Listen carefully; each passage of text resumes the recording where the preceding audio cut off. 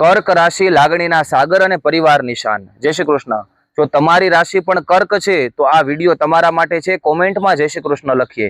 તમારા જેવું મોટું દિલ એ 12 રાશિ ચક્રમાં કોઈનું નથી।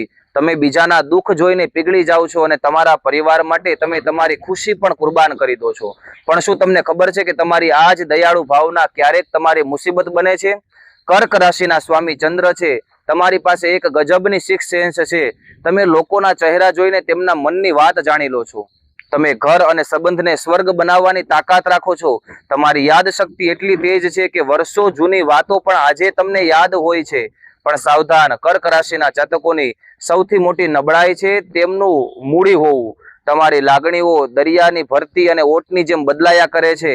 તમે નાની નાની વાતમાં ખોટું લગાડી લો અને ભૂતકાળમાં જીવ્યા કરો છો। તો લોકો તમારી લાગણીનો ફાયદો ન ઉઠાવે એનું ખાસ ધ્યાન રાખજો। તમારા મનને શાંત રાખવા અને ભાગ્યને સાથ આપવા માટે રોજ શિવલિંગ પર જળ અર્પણ કરો। સોમવારે સફેદ વસ્તુનું દાન કરો।